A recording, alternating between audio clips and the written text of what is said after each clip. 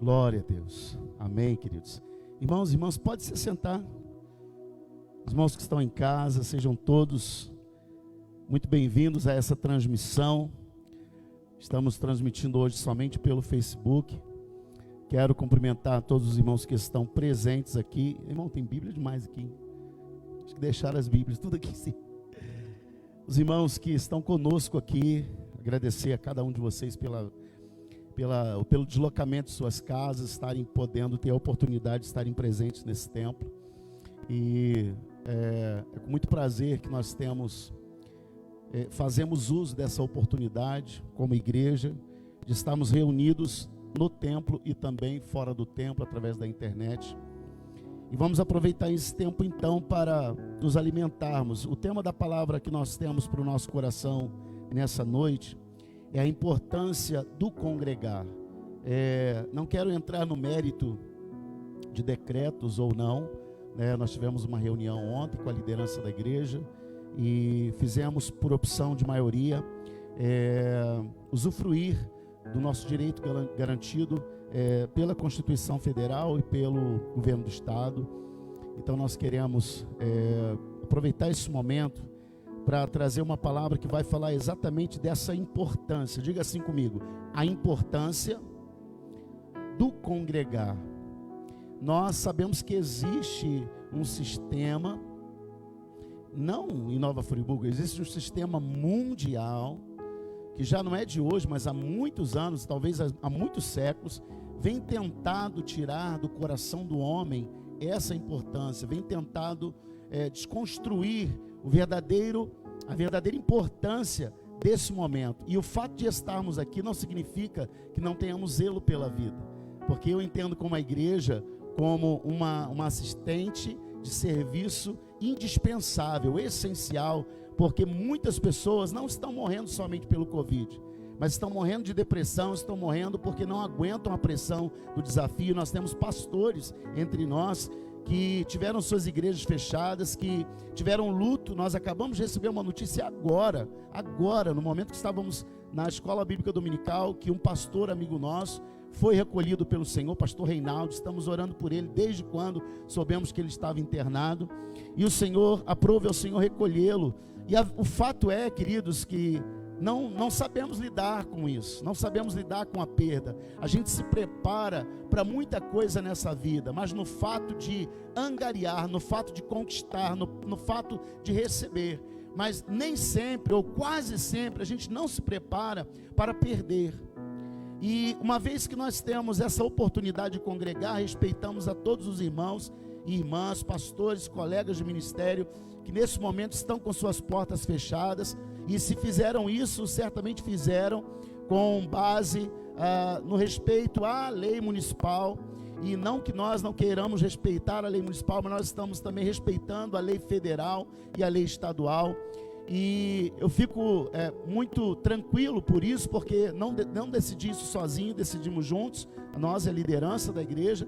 Os irmãos que não queriam estar aqui presentes, estão tranquilos em casa agora, participando. Tem vários irmãos aqui, Natiele, Edson, a Deise, Francisco, a Jaque, o Cleisemar, a pastora Leila, Vanessa, Giovana Herculano, que é parente da nossa irmã Márcia. A Márcia já está aqui, a irmã Neuza, o irmão Anderson, Maiara, Sara. Temos vários irmãos, temos a Gildete, o Márcio, a Diana, enfim, irmãos, tem muita gente aqui. Louvado seja Deus pela vida de cada um, né? A Joyce está assistindo com a gente, o Felipe Martins, Débora, Conceição. Então, todos os irmãos que estão aqui reunidos e também pela internet, nós estamos de fato sendo alimentados, e isso é importante. Os irmãos que não estão através da internet estão aqui, estão sendo alimentados. E eu posso dizer para vocês que ao longo desses anos surgiu um sistema, desde quando Cristo chegou na terra como homem, um sistema anticristo, um sistema que quer desconstruir alguns valores. E há um fenômeno entre nós muito grande, e cresceu muito, principalmente nesses dias, que é o fenômeno dos desigrejados. aqueles que não querem dizer que estão no mundo, não querem dizer que não têm compromisso com Deus, mas que não querem fazer parte da igreja. Isso muito antes de pandemia, isso muito antes da peste negra, isso já desde quando Cristo veio à terra. E é claro que nesse tempo de pandemia, esse fenômeno dos desigrejados, pessoas que já não queriam assumir compromisso com a igreja e achavam que não precisava estar no templo para ser igreja, e a gente vai ver sobre isso hoje um pouco, isso cresceu absurdamente. Então, nós não podemos fechar tudo completamente, fechar completamente as igrejas. É por isso que algumas estão abertas por causa do CNPJ, que assim, e isso propõe estar abertas hoje, mas muitas estão fechadas porque o CNPJ não condiz com o dia de hoje. Mas enfim, queridos, nós estamos aqui para aprender, ou pelo menos ressignificar, ou lembrar da importância de congregar. Amém? Então você que está aqui congregando com a gente, você que está na internet, anote o que Deus vai falar com você, guarde no teu coração as palavras que traremos nessa noite. Enquanto você abre aí, por favor, no livro de Provérbios, livro escrito pelo rei Salomão, Provérbios capítulo 24, versículo 10, esse é o texto base da nossa meditação, mas nós vamos também ler outros textos durante a mensagem. E enquanto vocês abrem aí, eu queria receber com muito carinho nossa irmã Manuela e nossa irmã, Sheila, Célia. Ah, diferente esse Célia. Eu conhecia o Célia com C, né? Esse é chique, esse é com S. Então nós vamos receber nossas irmãs Célia e irmã Manuela, que estão ali conosco, nos visitando hoje pela primeira vez, com um bem-vindo em nome de Jesus, amém? Sejam bem-vindas em nome de Jesus. Tá bom? Voltem sempre que puderem e desejarem, essa casa estará aberta a receber vocês com muito carinho. Tá bom, queridas? Então, Provérbios capítulo 24, versículo 10, nos fala da seguinte maneira, irmãos, mesmo assentados em reverência à palavra do Senhor: se você vacilar no momento de dificuldade, ou seja, se você se mostrar frouxo no dia da angústia, sua força será pequena. Algumas versões, a NVT diz: se você vacilar, fala assim para quem está perto de você, ou atrás de você, ou na frente de você: não vacila não. Não vacila não, sou até mais tranquilo, né? Mas tem outra versão que fala assim, ó: se você se mostrar frouxo, aí você fala assim para esse irmão, não afrouxa não, irmão. Agora soa mais bem pesado, né, Reinaldo? Reinaldo hoje está todo feliz. De novo, né, Bruno? De novo, hein? Misericórdia. Vocês estão muito mal acostumados. Agora tá aí, já entenderam. Quem entendeu já está rindo. Eita, ele fica me mandando mensagenzinha, foto. É isso aí, mano, curte. Então, se você se mostrar frouxo no dia da angústia, ou se você vacilar, sua força será pequena. Então, dentro desse, a pastora Paloma também está lá no Facebook, né? Ela está onipresente hoje, ela está aqui e está lá no Facebook também, mandou uma cena para mim. Então, se você entender o que Deus quer falar conosco nessa noite acerca da importância de congregar, e essa mensagem não tem nenhum teor de convencer você, meus irmãos, minhas irmãs, que estão em casa, a estarem aqui. Não é isso que porque tem muita gente que está em casa e está congregando, amém? Através da internet. Não é esse o teor da mensagem. Não há nenhuma tentativa minha de convencer irmãos e irmãs que não estão vindo a vir para cá.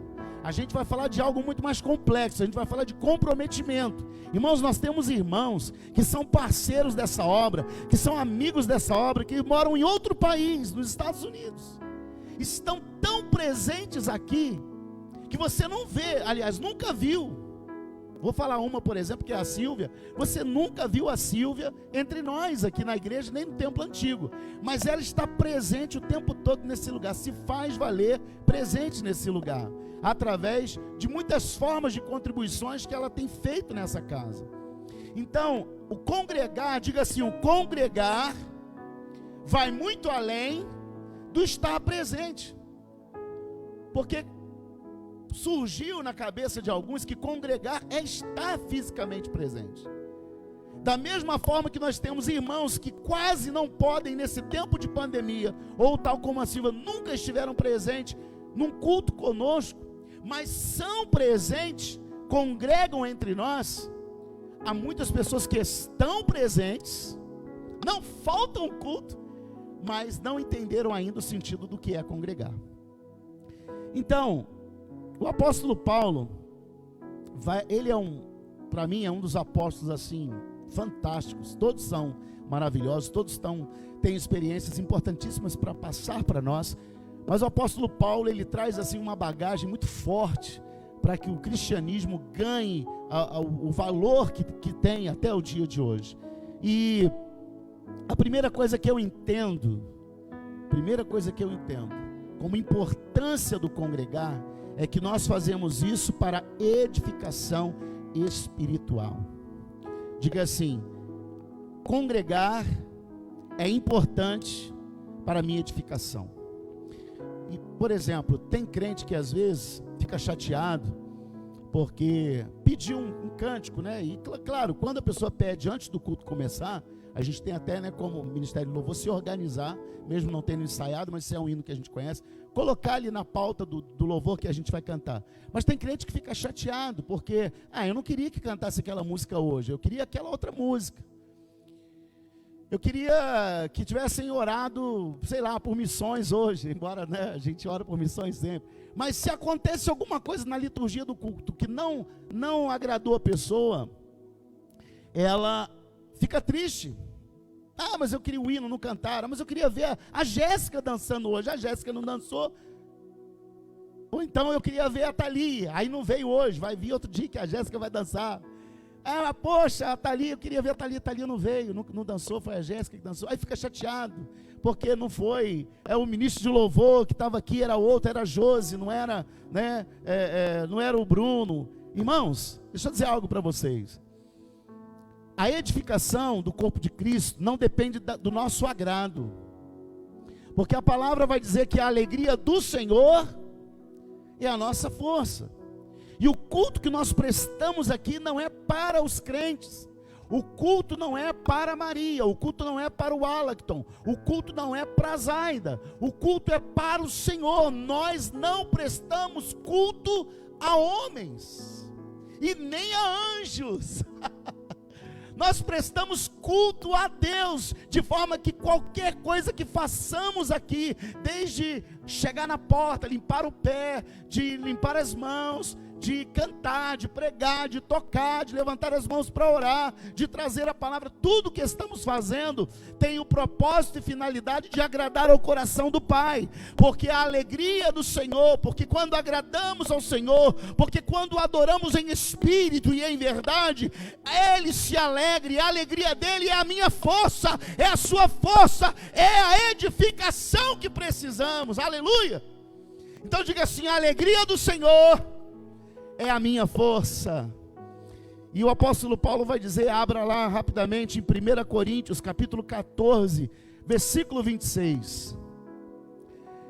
Esse texto da carta aos Coríntios corrobora exatamente isso que a gente está dizendo.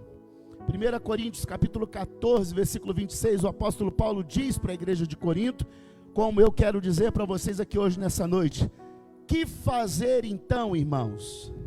Quando vocês se reúnem, um tem um salmo, outro tem um ensino, este traz uma revelação, aquele fala em línguas, e ainda outro faz a interpretação.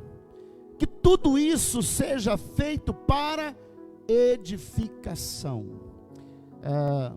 Então o primeiro ponto que a gente quer destacar como importância do congregar é que eu e você, e os irmãos que estão conosco através da internet, estamos aqui hoje para sermos edificados pelo Senhor. Amém? Tudo que façamos tem essa finalidade. A oferta que você trouxe ao altar, ela abençoa a obra, mas ela edifica a tua vida. Amém? O teu dízimo é um mandamento, é uma ordenança, ajuda a obra, fortalece a obra do Senhor, mas agrada também o coração de Deus se você entrega de coração, e Ele edifica a sua vida, esse ato edifica a sua vida. Então o segundo ponto que para mim tem como importância do congregar, está no livro da Carta aos Hebreus, capítulo 10, versículo 25. Abra lá, por favor.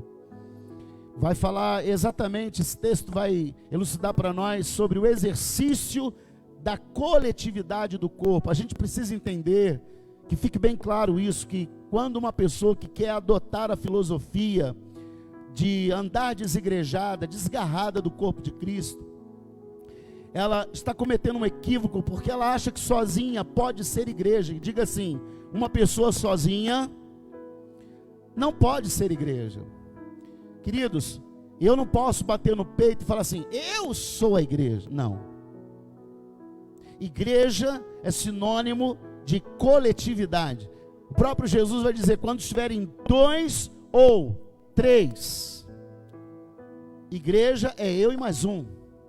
Igreja, quando fala eu e mais um, 2 ou 3, significa que igreja somos nós. Aleluia! Não é Pai meu que estás nos céus, é Pai nosso. Dai o pão nosso de cada dia. É plural, é coletividade. A carta aos Hebreus, capítulo 10, versículo 25, vai dizer: não deixemos de nos congregar ou de nos reunirmos, seja presencialmente ou seja pela internet, mas é importante que você esteja reunido, como é de costume de alguns. E Paulo não, o escritor de Hebreus vai dizer isso aqui exatamente no momento que os irmãos daquela época e irmãs daquela época estavam se dispersando, não queriam mais estar reunidos. E ainda bem que naquela época não tinha internet, não tinha Facebook, não tinha, as lives, porque se tivesse, aí mesmo, meu irmão, que ninguém talvez pensaria na possibilidade de se reunir presencialmente. Mas ele continua dizendo: pelo contrário, façamos admoestações, ou seja, não é você ficar implicando com a roupa do irmão, Liliane? Liliane, você está em pecado, porque seu cabelo está assim, está muito claro, você pintou o cabelo, você está em pecado, minha irmã. Isso não é admoestação, não é chegar aqui e falar: ô Júlio, você é flamenguista demais, Júlio. Fala com o Júlio, porque o Reinaldo está quietinho na dele, deixa ele quieto. Você é flamenguista demais, você está em pecado porque você é flamenguista roxo. Não são esse tipo de admoestações, ou porque a irmã está com o cabelo curto, ou porque a irmã está com o cabelo comprido, não pede mais, ou porque o irmão pastor, a filha do pastor está com o cabelo rosa, pintou de rosa. Meu Deus do céu, não pode, olha lá, pintou a mecha rosa, e agora, Jesus, culpada é a Bruna. Mas enfim, não é esse tipo de admoestações, porque admoestações aqui no sentido original da palavra é ânimo, encorajamento. Então, pelo contrário, façamos admoestações ou animemo-nos, encorajemos uns aos outros. Ainda mais agora que vocês veem que o dia se aproxima. Olha isso, há quase 2000 anos atrás, o escritor de Hebreus já tinha aquela ideia de que Cristo havia sido assunto aos céus e que estaria voltando já para aquela época. Então ele imaginava, quando escreveu, que naquele momento os irmãos não podiam se dispersar, não podiam deixar de ter compromisso, não podiam deixar de se reunir, como estamos reunidos hoje, presencial e pela internet. Estamos reunidos, um ligado ao outro pelo mesmo Espírito, porque já se tinha ideia de que Cristo estaria voltando muito em breve, e essa ideia que o escritor de Hebreus já tinha quase 2000 anos atrás, hoje está mais evidente ainda, querido. Cristo está voltando, estamos vivendo o tempo do fim, o arrebatamento pode acontecer a qualquer momento, e se isso acontecer, nós precisamos estar congregados, precisamos estar unidos, precisamos estar reunidos, e não divididos, porque congregar é antônimo de dividir. Por exemplo, pode ser que quando Jesus voltar, o arrebatamento acontecer, a gente não esteja no culto como esse. Tem um vídeo de arrebatamento que mostra o momento do arrebatamento, que as pessoas estão dentro da igreja, não é isso, Josi? Estão dentro da igreja, aí o pastor está pregando, e de repente o corpo do pastor some, a roupa cai no altar, o microfone cai, não é isso? Tem um vídeo que rola aí de arrebatamento.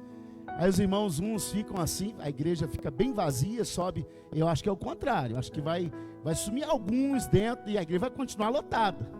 Eu acho que a maioria não sobe. Naquele vídeo a maioria subiu, aquela igreja era penteca ou forte, era uma igreja congregada. Mas eles estavam ali naquele vídeo congregados fisicamente. Mas não é essa ideia de congregados fisicamente que nós estamos tratando hoje aqui. Porque quando Cristo voltar, pode ser que a Thalia esteja no trabalho dela, pode ser que a Pâmela esteja lá ajudando o marido na lavoura, pode ser que a irmã Manuela esteja também lá, né, no trabalho dela, ou fazendo o almoço dela, a janta dela, em horários que nós não estaremos na igreja reunidos. Mas se isso acontecer, embora não estejamos reunidos no corpo ou presencialmente, estaremos reunidos na alma, no espírito e na fé, que verdadeiramente é o que nos une. Aleluia! Eita Jesus! Tem muita gente que é casado no papel, irmãos, mas é só papel. Sim ou não? Se tirasse o papel, é a mesma coisa que não ser casado, porque não tem respeito um pelo outro, não tem admiração pelo outro, um trai o outro, um xinga o outro, enfim. Vou dar detalhe aqui, não, senão vai estar falando de mim, está pegando para mim. Mas a gente sabe que o que segura aquilo ali ainda é um papel, e um papel que tem um interesse por trás daquele papel. Tem bens para dividir quando a pessoa morrer, ou quando a pessoa divorciar. Então o que te faz ser unido a essa igreja não é a carteirinha de membro que você tem, não é o número do rol do membro que você tem, não é o nome estar rolado, não é quando você é lembrado pelo aniversário que você fez na semana no grupo do WhatsApp. Não é o WhatsApp, não é o Telegram que te faz ser membro do corpo de Cristo. O que te faz ser membro do corpo de Cristo é você estar unido na mesma visão, no mesmo propósito, na mesma pegada que o Senhor tem trazido a este lugar. Aleluia! Glória a Deus. E é essa unidade de espírito, de visão, de propósito que nos levará aonde quer que você estiver. Pastor, mas se eu estiver tomando banho, peladão lá no banheiro, Jesus voltar, você vai subir, meu irmão. Aleluia. Você vai subir em nome de Jesus, porque o Senhor conhece o teu coração. Se eu estiver trabalhando, se você estiver trabalhando, mas estiver unido nessa unidade de espírito, estiver na mesma visão, no mesmo propósito, estiver firme na presença do Senhor, não importa onde você estiver, o arrebatamento vai te pegar. Você vai ser arrebatado aos céus da glória de Deus em nome de Jesus. Então, se o dia já se aproximava naquele tempo, quanto mais ainda hoje. Diga assim: o dia se aproxima.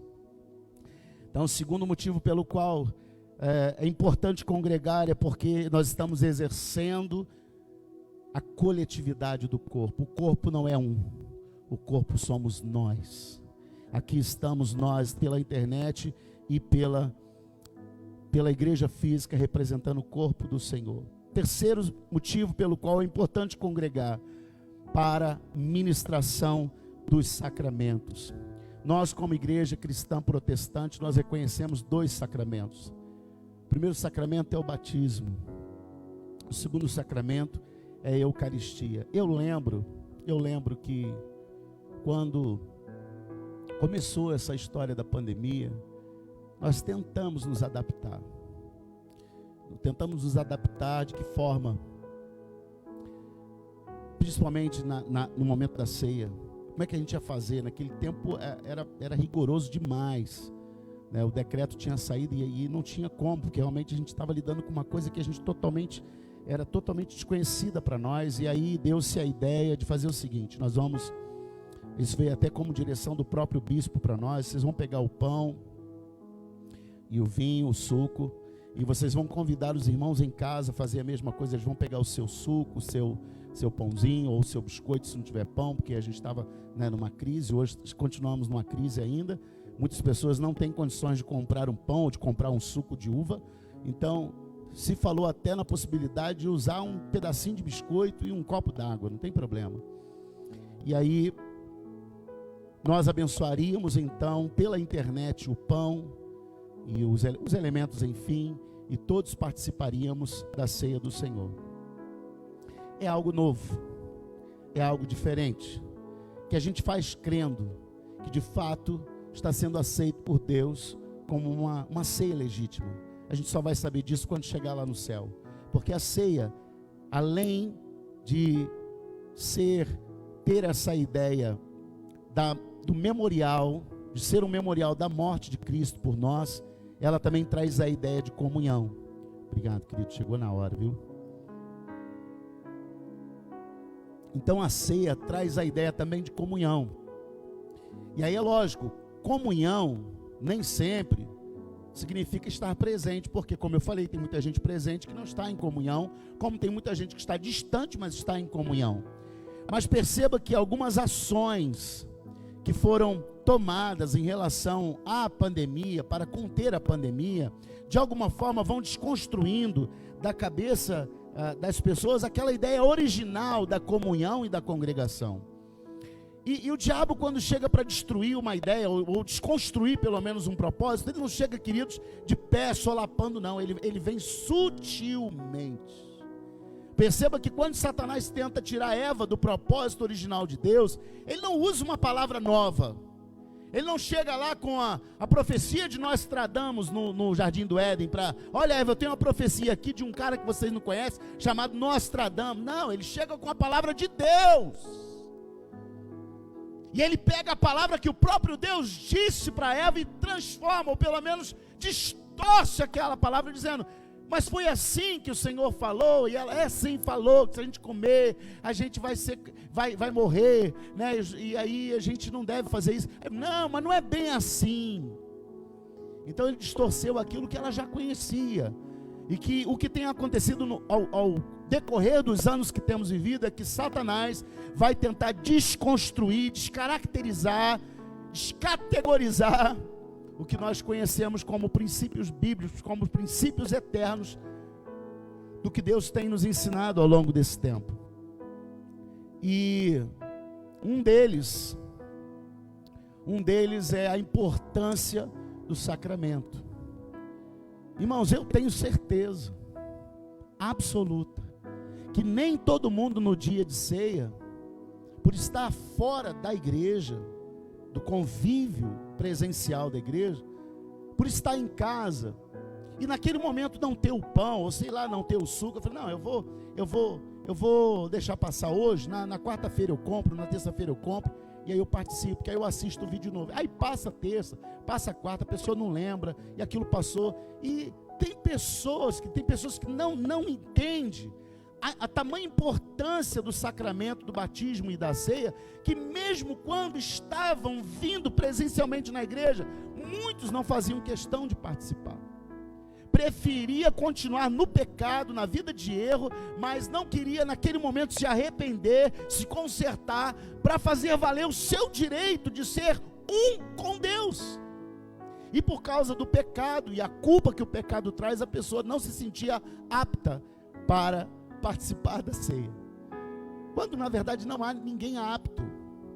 O que me habilita é o arrependimento, o que me habilita é olhar para o meu pecado, sentir tristeza por ele, mas também me arrepender, porque tem muita gente que sente tristeza, e é por sentir tristeza que não ceia, que não participa da mesa do Senhor. Mas tristeza, querido, só não basta. Diga, tristeza somente não basta. É necessário que a tristeza gere em mim e em você arrependimento, para que verdadeiramente vivamos o que a Eucaristia propõe, o que o batismo propõe. Da mesma forma que batizar não é tomar banho de rio, porque tem muita gente que toma o banho no rio, ou que joga água na cabeça, ou que derrama água pelo corpo, mas o seu coração não está mergulhado no amor de Deus, mergulhado na presença de Deus. Não há desejo, não há anseio pela presença do Pai. Quando muitos que nem batizados foram, mas se no momento em que Cristo voltar, estiver mergulhado na presença de Deus, esse homem pode ser salvo. Porque a gente fica brigando teologicamente nas arenas academicistas de que batismo é o válido, se é com pouca água, se é com muita água. Eu preciso lembrar a mim e a você que o ladrão na cruz não foi batizado, mas o coração dele estava mergulhado em arrependimento diante do Senhor. Por causa disso vamos cancelar o batismo? Não. Porque ver o batismo acontecendo te motiva a experimentar essa nova vida que o batismo propõe. A liturgia, toda liturgia é pedagógica. Diga, toda liturgia é pedagógica. Ela me ensina princípios, ela me ensina bases fundamentais para que eu veja, para que eu perceba o reino de Deus entre nós. Aleluia. Partindo para o quarto ponto, a importância de congregar é fundamental. Por quê? Precisamos anunciar e testemunhar das boas novas do Evangelho. Perceba que eu coloquei duas coisas muito importantes: anunciar e testemunhar. Nós somos chamados para ser testemunhas de Cristo. E recebereis poder ao descer sobre vós o Espírito Santo de Deus, para me serem testemunhas, para testemunharmos. E por que eu coloquei dois verbos, anunciar e testemunhar? Porque anunciando tem muita gente. Tem muita gente que quando vai pregar o Evangelho fala da vida do Reinaldo. Tem muita gente que quando vai pregar o Evangelho quer dar o exemplo do pastor Emerson. Nada contra você dar o exemplo do Reinaldo, da Márcia, da Dayana, do Léo, do pastor Emerson, da pastora Paloma, nada contra. Mas, queridos, a melhor coisa que tem nessa vida é você dar testemunho do que Deus fez na tua vida. Porque as pessoas que você conhece estão perto de você.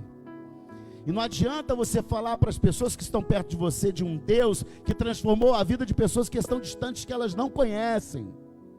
Mas quando você fala para essas pessoas que estão perto de você acerca de um Deus que transformou a vida de alguém, que elas conheceram, que estava na sarjeta, que era um drogado, que era um viciado, que era um promíscuo, que era um corrupto, que era um mentiroso, e esse homem e essa mulher sofreu o impacto da presença do amor de Deus, ao ponto de ter sua vida transformada, e agora é um novo homem, agora é uma nova mulher. Aqueles que te conheceram vão glorificar o nome do Senhor, pela mudança que Ele fez na tua vida.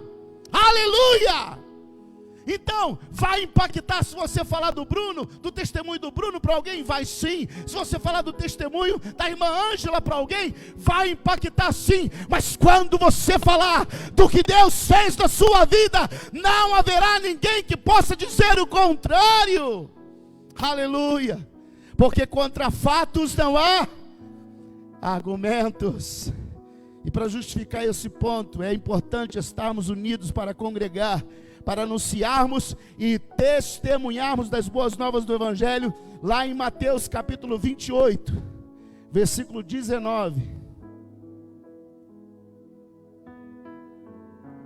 Aleluia. Mateus 28, 19. Diz assim: portanto vão e façam discípulos de todas as nações, batizando-os em nome do Pai, aleluia, do Filho, glória a Deus, e do Espírito Santo. Eu só pontuei para você algumas questões que trazem para nós o significado do congregar, como é importante congregar, como é importante estarmos unidos, estarmos na mesma fé, no mesmo propósito, no mesmo espírito, como é importante. E considerando que viver, existir em dias normais já é um desafio. Aí eu estou falando de uma época antes pandemia, antes da pandemia, anterior a esse tempo que temos vivido, pelo menos de 2019 para trás. Viver em tempos normais já é um desafio. Imagina você viver, você existir em situações de crises globais, de pandemias. Esse desafio se torna maior ainda. Você consegue entender isso, amém? Então diga assim: viver não é fácil. Pode falar com vontade. Pode falar que não é profecia contra a tua vida, não. Não, pastor, a minha vida vai ficar difícil. Não, seja realista. Seja uma pessoa bíblica. Jesus falou assim: no mundo tereis. Então fala assim: pode vir. Meu Deus. Pode vir. Pode vir. Fala: Jesus está me preparando. Aleluia. Eu não vou dizer que você está preparado, porque nem eu não sei o que está por vir, né? A gente esperava que esse negócio ia durar um mês e já vai para mais de um ano. Então, diga assim, não é fácil viver. Eu fico olhando esses jovens aí, esses adolescentes. Eu vou meter o pé, vou embora de casa, mas vai, meu irmão. Vai que tu vai ver o que é a vida lá fora. Vai que você vai ver o que é uma vida com a família destruída, o que é viver sozinho, o que é andar segundo o seu próprio prazer. Vai. Quem é pai aqui, tem filho já adolescente e já não ouviu isso, né? Eu falei isso uma vez, irmão. Eu vou embora. Eu queria o ovo inteiro, cortou o ovo na metade. Às vezes os adolescentes falam que vão embora por causa de pouca coisa. De vez em quando você dá um susto, você vai dizer, pode ir, quer que eu abra a porta? Vou abrir a porta para você, vem cá, pode ir, filho. Porque viver não é fácil. Viver é matar um leão de manhã e um urso à tarde e um gigante à noite. Mais ou menos como Davi matou um leão, matou um urso, matou um gigante. Com o gigante, Davi já tinha experiência suficiente com o leão e com o urso para dar só uma pedrada nele e nem suar muito. Mas pode ter certeza que quando Davi lutou com o leão para defender as ovelhas de seu pai, ele não chegou em casa lisinho, como a gente está lisinho aqui agora, não. Ele chegou todo lenhado em casa, todo ensanguentado, porque um leão, filho, não morre fácil, não. Ele não dá detalhes, talvez até por vergonha de ter vivido o que viveu. Ele fala que venceu o leão, que matou ele, mas ele não dá detalhes das mordidas que ele levou, das arranhuras que ele levou, da roupa dele que ficou toda destroçada quando chegou em casa. E se o leão fez uma lenhada nele, você imagina um urso, que dava quase 2 dele de altura, e ele teve que lutar com esse urso, e ele também deve ter sofrido menos arranhões, porque ele já tinha a experiência do leão. Então, com a experiência do leão, talvez ele matou o leão de uma forma mais fácil, mas deve ter tido as escariações normais de uma luta com o urso. Alguém já lutou com o urso aqui? Não, né, irmãos? Eu também não. Mas eu imagino que o fato de Davi ter lutado com o urso também deve ter quebrado alguma coisa, arranhado alguma coisa. Agora, ele enfrentou o leão, ele enfrentou o urso para dar conta da responsabilidade que lhe era devida. E a verdade é que nós jovens, nós adolescentes, vou me colocar junto, nem que eu sou um adolescente ainda, muitas vezes queremos fugir das nossas responsabilidades. Fugir das responsabilidades pode causar ranhuras, arranhões e marcas na tua vida que leão nenhum faria. Seria melhor você se atracar com o leão, se atracar com o urso, porque daqui uma semana tua ferida está fechada. Mas ser irresponsável com a vida vai trazer marcas e cicatrizes para a tua vida que jamais, talvez, se fecharão. E esse homem, Davi, que me ensina que a vida não é fácil, ele vai dizer o seguinte no Salmo 144, verso 1, se possível, é o último texto que a gente vai ler. Abra comigo, por favor, e diz assim, no meiozinho da tua Bíblia aí, Salmo 144, verso 1, louvado seja o Senhor, a minha rocha firme, Ele me dá força e me prepara para a guerra. Ele me dá força e me prepara para a guerra. Davi já está deixando claro para nós que muitas vezes, meu irmão e minha irmã, mais do que nos livrar da guerra, Deus quer te preparar para ela. Mas talvez do que te livrar do leão, do urso ou do gigante, Deus quer te preparar para enfrentar esse urso, esse gigante, esse leão e esse gigante. Mais do que talvez te livrar da doença, Deus quer te fazer resistente a essa doença. Talvez mais do que nos abençoar, Deus quer nos tornar abençoadores nessa terra. É bom ser abençoado ou não é, igreja? É ou não? Melhor ainda, quem já o é e tem a experiência de sê-lo, não quer mais ser alguém que corre atrás de bênção, mas quer ser alguém que recebe do Pai a bênção e compartilha essa bênção e ver o prazer de ser o compartilhador dessa bênção. O que é melhor? Fala a verdade. É melhor você chegar, de repente, a pessoa sabe que você está passando uma necessidade e fala assim: olha, meu irmão, eu senti de Deus de vir aqui e te entregar R$200. Deus revelou para mim que você está com a sua luz para ser cortada. Toma aqui os R$200. É bom, não é? Você está ali com a luz, 2 contas já quase cortando, chega alguém: toma aqui, o Senhor mandou vir te dar R$200 para te abençoar, não sei para que é, mas faz o que tem que ser feito. E você: meu Deus, muito obrigado, Pai, minha conta de luz, eu não tinha dinheiro, agora eu tenho. É maravilhoso, você está vendo a provisão de Deus chegar na tua vida.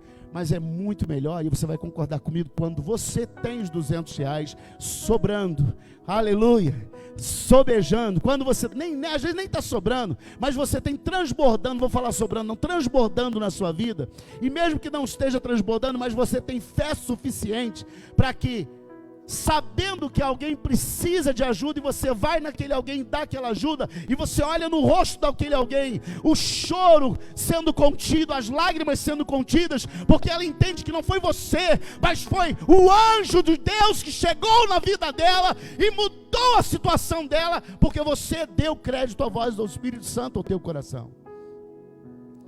É bom receber o milagre, mas é melhor ainda quando você é milagre na vida de alguém. O prazer é infinitamente maior. Então, muito mais talvez do que te abençoar, Deus quer te tornar abençoador nessa terra. Talvez mais do que nos saciar a sede e matar a nossa fome, Deus quer nos transformar em fontes de recursos aos que não têm nenhum recurso. E o único meio de não nos mostrarmos frouxos no dia da angústia, da crise, da dor, da perda ou do luto, é estarmos buscando ao Senhor de todo o nosso coração e nos fortalecendo na força do seu poder.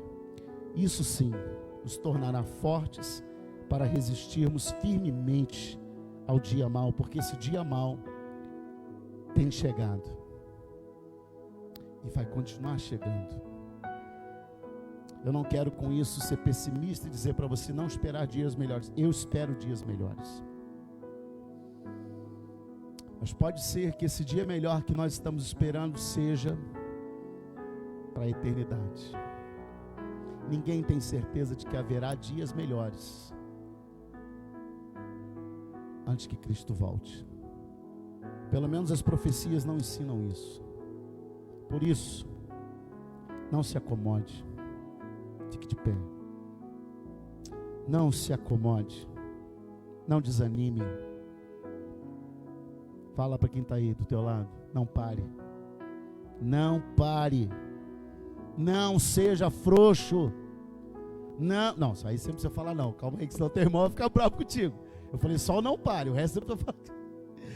Não seja frouxo, não seja frouxa. Não negocie princípios. Não negocie sua fé, não duvide do milagre, porque os últimos dias que temos vivido são dias difíceis, mas também são dias de milagre, aleluia! E para concluir, eu termino, não precisa abrir, mas o texto que eu quero ler para concluir está em Hebreus 11, 33 e 34, quando fala da galeria da fé. Meus irmãos, vários homens, várias mulheres entraram lá na galeria da fé, e eu quero crer que Dayana vai entrar também, eu quero crer que Maria vai entrar também, eu quero crer que a Jéssica vai entrar também, eu quero crer que a Márcia vai entrar também nessa galeria. E a galeria diz o seguinte: pela fé, eles conquistaram reinos, governaram com justiça e receberam promessas, fecharam a boca de leões, apagaram chamas de fogo e escaparam de morrer pela espada. Sua fraqueza foi transformada em força. Sua fraqueza foi transformada em força. Ergue a tua mão direita e recebe isso. Sua fraqueza foi transformada em força. Repita agora comigo: minha fraqueza está sendo transformada em força. Agora diga mais forte, igreja: minha fraqueza está sendo transformada em força. Aleluia! Tornaram-se poderosos na batalha e fizeram fugir exércitos inteiros. Esses que viveram essa palavra, que viveram essa promessa, não negociaram princípios, não afrouxaram, não desanimaram, permaneceram firmes até o fim. Faltou até. Permaneceram firmes até o fim. Não desanime. Pastor, mas minha casa está em luto. Não desanime. Pastor, mas meu pai está quase morrendo, minha mãe está quase morrendo. Não desanime. Não desanime. Não são os que chegaram perto do fim que vão vencer. Não são os que chegaram a quase. Não. É os que permanecerem fiéis até o fim. Esses vão entrar na galeria da fé. Aleluia. Nós vamos orar. Feche teus olhos em nome de Jesus. Oh, Espírito Santo de Deus. Ministério de louvor, por favor, vem, queridos. Me ajuda aqui. Aleluia. Nós vamos orar cantando, amém? Eu ia orar. Nós vamos orar. Só que nós vamos fazer uma oração cantando agora em nome de Jesus. Não estava no script, não estava no papel litúrgico.